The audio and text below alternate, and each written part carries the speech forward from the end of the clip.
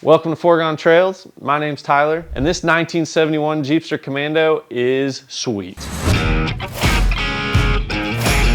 Recently, we went over to Eastern Oklahoma to Disney America for the Great American Crawl. If you haven't seen that video, click somewhere. But while we were there, I was able to visit a friend of mine, Craig. I met him at the 55th Jeepster Commando event, or the 50th Commando event in Moab, Utah. He just so happened to have some parts that I need for the Crusty Commando build. But while we were there, we were able to stop, check out his Jeepster, talk to him a little bit about where he's from, what got him into Jeeps, and just all the ins and outs of his Jeepster build. While we were there, we got so excited and carried away talking to Craig that we actually forgot to film an intro or transitions or any of the pieces that I would typically film in these. We just talked to Craig because he was so great to talk to. I was really enjoying listening to him talk about his Jeepster. Luckily though, our camera guy did catch all of it. Let's dive in and talk a little bit about what got Craig into Jeeps in the first place. Did you used to race? Yeah. No, I was pit crew. Oh, okay. But you were around that scene a lot. Was that kind of like what you started you on cars? Yeah. Actually, I started when I was like 15. What did you drive first? 64 GTO. So like basically the same thing as this, Yeah. like pretty close, right? Did you take it off-roading? No, GTO. No, I know, I'm joking. No, Well, why'd you switch to Jeeps? Or when did you switch? I actually thought it was boring at first. Okay. I had a sand rail that was really fast, and then people started buying side-by-sides, and I wanted something I could drive, so I bought a Jeep. Then I started doing more of the Jeeping stuff, and it's a lot of fun. Like the technical side of it and the crawling, or what? Like what kind of made you? Kind of the stuff like we did at Moab. Having to pick the right lines or whatever, is that kind of? It's challenging, different. Yeah, it's not fast and left. Yeah, some of the dune buggies are getting way too fast. Mm-hmm. If you crash a dune buggy, going 100 miles an hour out in the sand dunes, it might not be good. And there's no safety team around like when you're at a racetrack. Right. It's different. Yeah. I've seen people crash and get hurt really bad. Yeah. And it's like a 2-hour ride in a helicopter after waiting for a helicopter to get there, and it's not good. Yeah, not the way to Jeeps go. are pretty good for that if you use some sense. Accidents are less likely. Or It's still a lot of fun. Or at least at low speeds, right? Yeah, low speed, so it's probably not going to be as bad. Yeah. Unless you go down to Disney. Right. Well, I'll find out. Hopefully not experience it. Maybe I can watch somebody else do it, I'm hoping, so.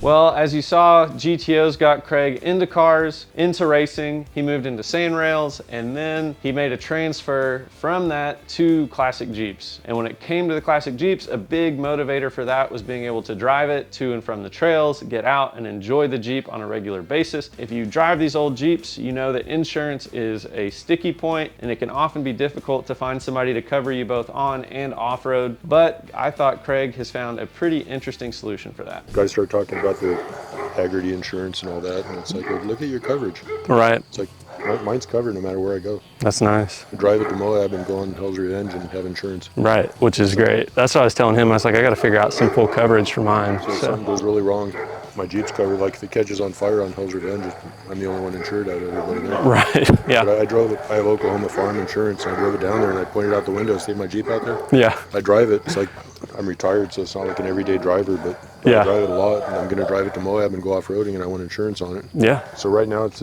insured as a classic vehicle. Nice. And I can drive it anywhere. When it comes to these old Jeeps, a lot of people have moved on from the leaf springs, but Craig thought these are tried, true, and straightforward, so he actually stuck with a leaf spring all the way around, and he used a very similar leaf spring that I used on the front, but he did it just a little bit different. Do you use YJ springs on all fours? Yeah, they're all the same. Rubicon Express, YJ. Like 1.5 the inch and a half version? Style. Okay. And then shackle reversal up front. Do you like that? Does it like dive or anything? Like, I feel like that's what I've always read, but I've never done it, so. No, the thing that I like about it is my CJ7, when I bought it, had the shackles still in the front, and if you hit a bump, you didn't know which way it was going to go. Settled itself back down. Yeah. It could be pointed anywhere. Yeah. Just then you can let go of the steering wheel and fly over a bump. And it's good. Yeah, because like if you compress one spring and not the other, you're actually steering your axle. With the regular style? Yeah, with the shackles in the front. Mm-hmm. Most of the trucks come this way with the shackles in the rear. They said Jeep didn't do it because they didn't want to do the longer spline drive shaft. Oh. Because that's the only thing that it changes, but it makes them a lot more stable. Yeah. I know when I did the shackle flip on my other Jeep, made it to where you didn't have to hang onto the wheel when you hit railroad tracks or something. And just like, it did Speed great. bumps or anything. It just steered straighter. Now you're just trying to talk me and do something different on mine. I'm really happy with how mine sits. You can see where I hit the bump stops when I smack stuff good. Yeah. So I'm using the whole suspension. Yeah. But when I've been places where it's drooped down, it looks like I'm getting 12 inches of travel or something. Yeah. For the leaf spring thing. Which is awesome. Pretty good. Yeah. But it rides nice.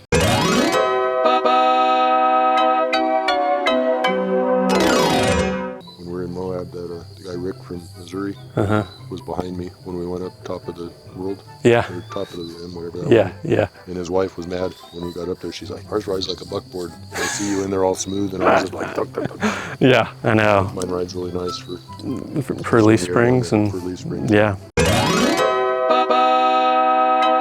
When it comes to suspension, it doesn't do any good if you don't have axles underneath it. And with Craig, I think he made a really nice selection on the axles. They're very common. They're great to work on. I say that, well, they're common, but not. So let's dive in a little bit and see what makes his axles special. And then what do you have a 9-inch in the rear? 9-inch in the rear, 1044 in the front. Okay. The front's out of a Chevy truck. I narrowed it myself. That was an interesting project. Yeah, have you ever done that before? No.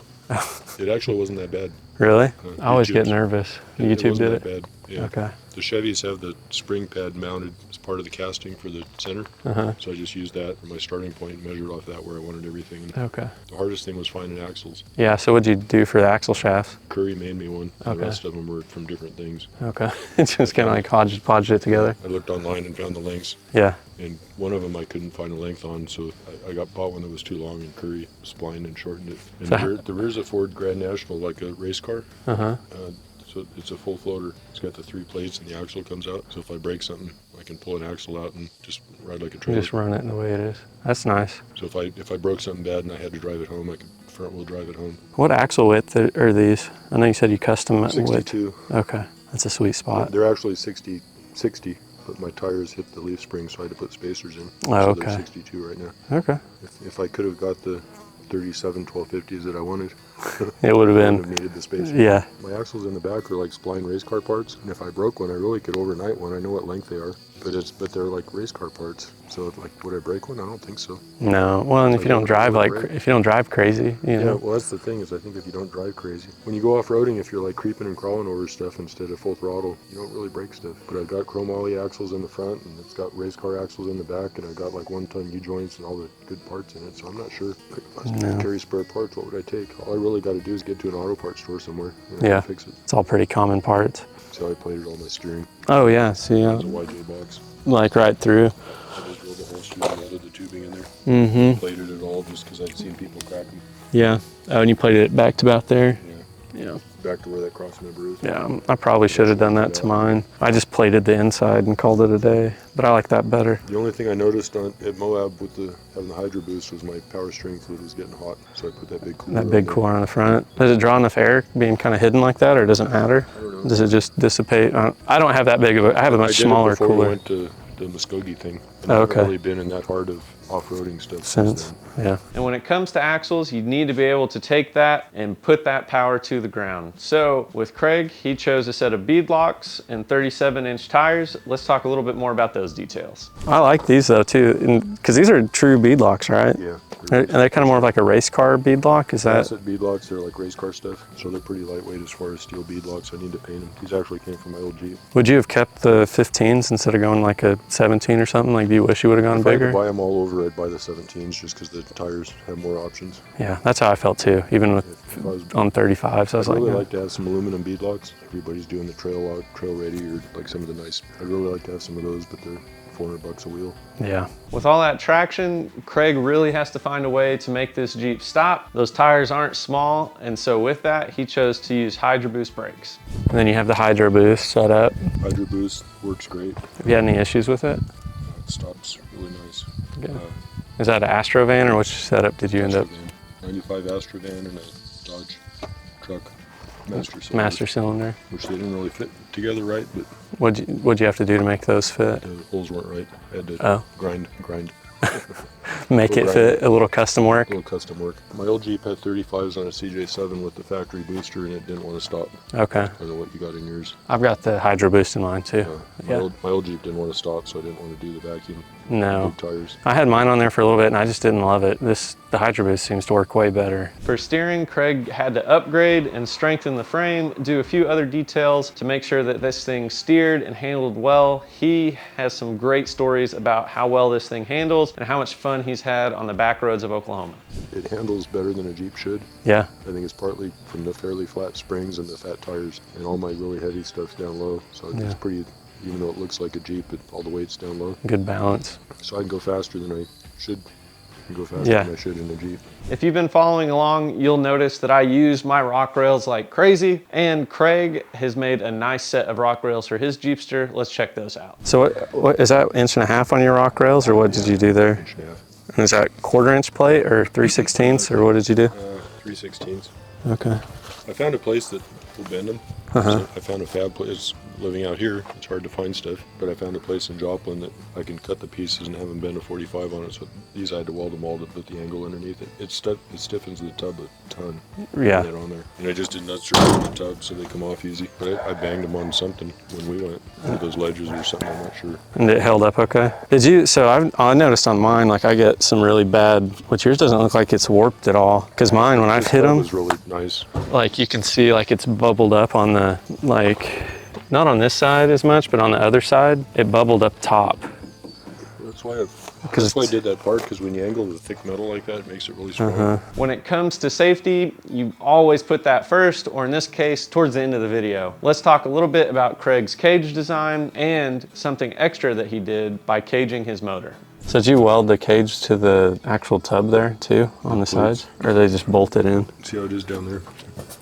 The cage is welded to the body. Those plates weld the plates underneath and those tie to the frame. If I take the tub off, I could take it off by lifting the cage. So the whole cage is attached to the tub. It's the same. I like your engine cage too. I didn't look at that before. So is it just unbolt there? It unbolts. Or does it come? I was gonna flange it down here where the cage unbolted. Yeah. But I figured whenever I have to pull the motor out, maybe I'll do it then. To kick it down the road. At a time when I was getting ready for Moab. Yeah. Things is like, what do I have to have done? But I didn't have an upper shock mount, so they're tied to that engine cage. But then that's welded. This is welded down to the frame, so it's all kind of one unit. A lot of this stuff, when I was doing the NASCAR stuff, the more you tie everything together, the less things break. Yeah. Things don't flex and crack, and a lot of the Jeeps break right at the firewall. Yeah. So they don't have anything in the front. Okay.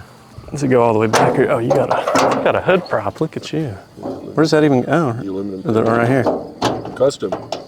That's nice. Mine just rests on the windshield frame. See, this is a 6.0 you said? 6.0 out of 02 Cadillac Escalade. Okay. Output. They're the same 6.0, but they're higher compression. I know in the Escalades they were 25 more horsepower. So yeah, you get a little bit more out of it. Did the tuner tell you how much horsepower it had, or no? No, he couldn't tell without putting it on a dyno. A dyno. So he just did like a street tune on it? The way my air filter is, it's picking up, right here. With the hood off, it's picking up 125 degree air. It was about 95 when I went there. Okay. So just from the engine heat. He said with the hood on, it's probably 150 or more. And he said when the temperature goes up on the air filter, you lose a lot of horsepower. Yeah. I got enough room kind of where that overflow bottle is. Like right here? I think I'm going to make some kind of box to fit in there. And just move and run and route the whole air cleaner right here? There and route the air cleaner to it and hook it up to the grill opening in there somewhere, so I can get cold air too. Oh, I see. So like route it. So air going through here will go into there too, so I can get. And then around. Yeah. So I'll be bypassing some air out of the radiator, but I've never gotten hot. That's part of the reason that if I go to a 5.3, it'll help too, just having a smaller motor. A bit more fuel efficient, and then a little more fuel efficient, a little bit run smaller, cooler, a little bit less heat. Yeah, you can probably squeeze that up a lot further too, huh? Being a little bit smaller. And get on the freeway and go 80 miles an hour, and it doesn't overheat. When it's like 2 weeks ago when it was 100 degrees, that's when I went down to Van Buren. So I can do 80 miles an hour down the freeway. And it does great. And what'd you say? So this starter relay, that's how you connect your two batteries. Down below, I got another battery. Like right there underneath. So the lower battery does my winch and it does my cigarette lighter plug, so I can charge my phone or eventually when I put a radio in. Yeah. I'll be able to leave the radio on, not worry about it. I just have additional power. But except that it's from AutoZone. They told me that they're continuous duty cycle and I keep breaking them, but it's lifetime warranty. So you just keep returning it and they replace it? I talked to the guy today about it because I found out my other battery's not charging. Oh, so do they connect, does that connect them together continuously then, I guess? Is that what you're saying? It's a Ford starter relay. Okay. So when you power it, it connects them. So when I have it hooked up to ignition, so when I start it, the batteries are connected, but when it's off, then it disconnects them. It disconnects them. So is that just this, like one of these red jumpers here? Is that what that, or how does that? That comes from ignition. Okay, so it's like an ignition, a switched hot. Switched hot. Okay. So it just connects them together when it's switched hot. It's just a Ford starter relay. Yeah. But then this is just a power that's off my second battery down there. Like my yellow wire goes into my cigarette lighter plug. That's why I got a fuse. Oh, I see. So this all goes to your second battery down there.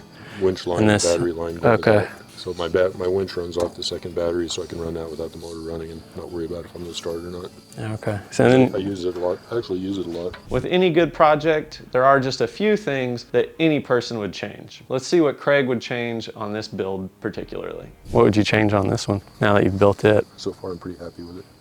It's funny, I've talked to some of the guys with the buggies, and it's like, I wouldn't trade you for a buggy. You're like, no. Well, I finished this right before Moab. I put 10,000 miles on it last year. Oh man. And I'm up to like 7,000 or 8,000 so far this year. Well, and you drive it all over the place, right? I mean, I could jump in it today and drive it to Moab, and the buggies won't do that. No. Even one of the rides we were on, we stopped and we were talking about insurance, and I've talked it on the Jeepster Commando a few times. Yeah. Eventually, I'd like to move the motor forward a few inches, put the stock firewall back in, so I'm going to save it out of that one. So use that other one to kind of push that motor. Put it back where it's supposed to be, so I got the foot room back. Oh, because you pushed the whole firewall back on this one?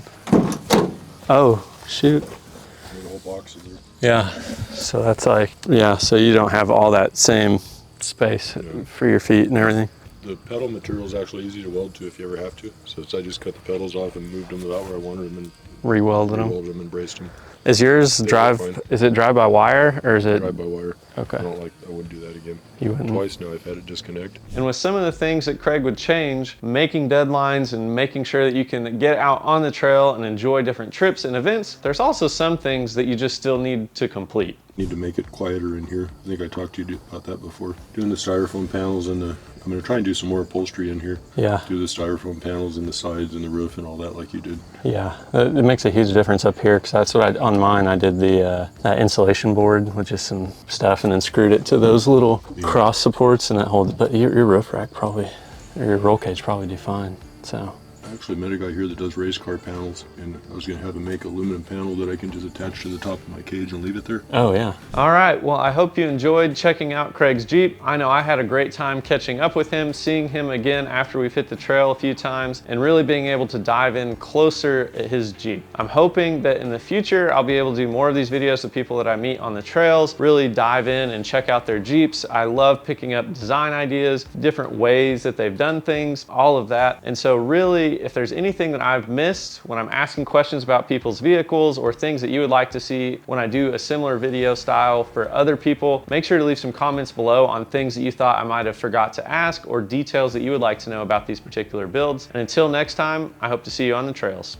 So what's cool with this is he has that frame, like that 2x2 square tubing from the very back of the frame all the way to the front. And then it's like welded through on the leaf spring hanger, and then he welded it to the body here. And so like on the older video, some of the older videos I have, I showed how I reinforced this piece. And so what he did is he actually just tied it all together all the way from the back, and then like it goes all the way up to the front. So I don't know if you'll be able to see that big board, but yeah, that 2x2, and then it ties up right there behind those front leaf spring or shackles.